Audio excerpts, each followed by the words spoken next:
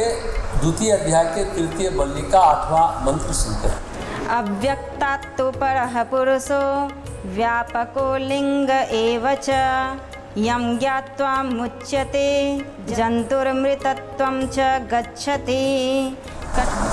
परंतु अव्यक्त से भी वह व्यापक और सर्वथा आकार रहित परम पुरुष श्रेष्ठ है, जिसको जानकर जीवात्मा मुक्त हो जाता है और अमृत स्वरूप आनंद में ब्रह्म को प्राप्त हो जाता है।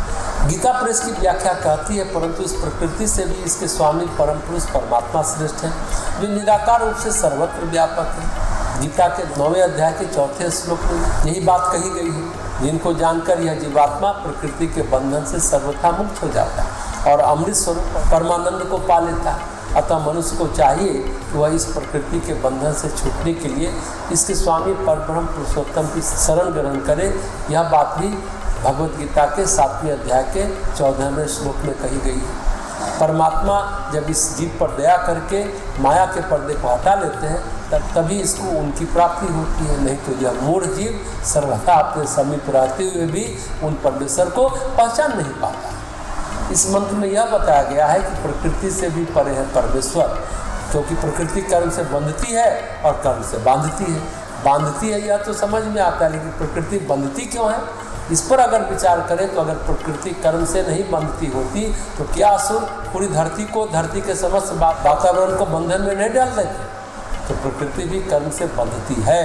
जब कोई उग्र तप किया जाता है तो प्रकृति से उनको वरदान मिलते हैं, मतलब प्रकृति की कोई न कोई शक्ति, कोई ब्रह्मा, कोई विष्णु, कोई शिव, कोई देवी देवता आ ही जाते हैं। अगर असुर तपस्या कर रहा है तो भी प्रकृति को उसे वरदान देना बाध्यता है, भले उस वरदान का वह गलत उपयोग करे, दुरुपयोग करे, फिर उसके गलत कर्म का समन करना भी प्रकृति की बाध्यता है। अपने कर्मों के द्वारा प्रकृति बंधती है, हालांकि बंधती नहीं है, बंधती हुई लगती है। यह वास्तविक सत्य नहीं है, यह प्रतिभाषिक सत्य है। प्रकृति बंधी हुई नहीं है लेकिन बंधी हुई लग रही है। लेकिन जो प्रकृति को बांधता है वह स्वयं भी भयावह बंधनों में पड़ जाता है।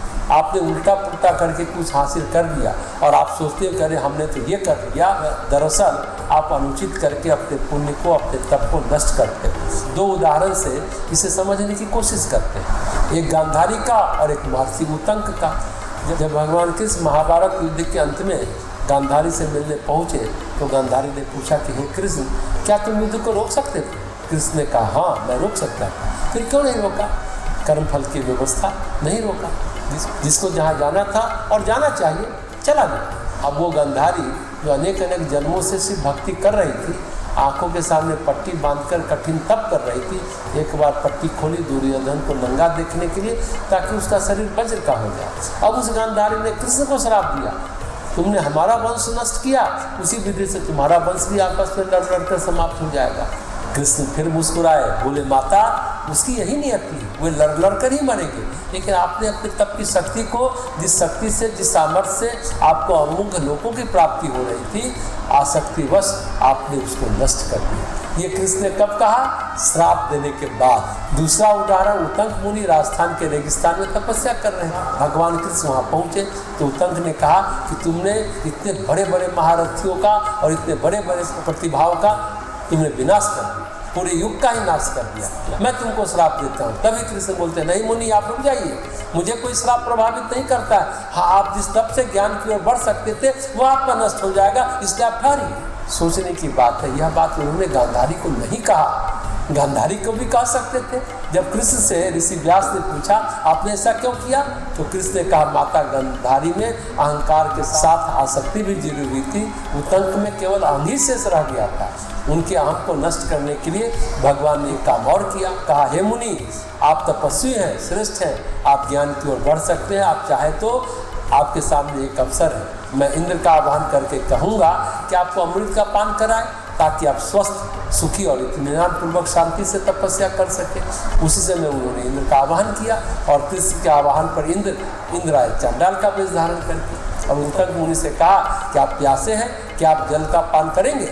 अब उतंक ऋषि ब्राह्मण तपस्वी सामने देखा चांडाल पानी का मशक लिए खड़ा, पानी का छिड़काव करने के चमड़े का एक थैला जैसा होता है मशक। तो उतंक मुनि ने कहा चांडाल के हाथों से हम पानी पिएंगे? इंद्र ने एक और विचित्र काम किया, पेशाब करते हुए कहा कि यह पेशाब पिएंगे? तो उतंक ने उन्हें डांट कर भगा दिया। फिर कृष्ण प्रकट हुए और कहा, मुनि आप यहाँ पर भी भेद बुद्धि से पार नहीं जा सके।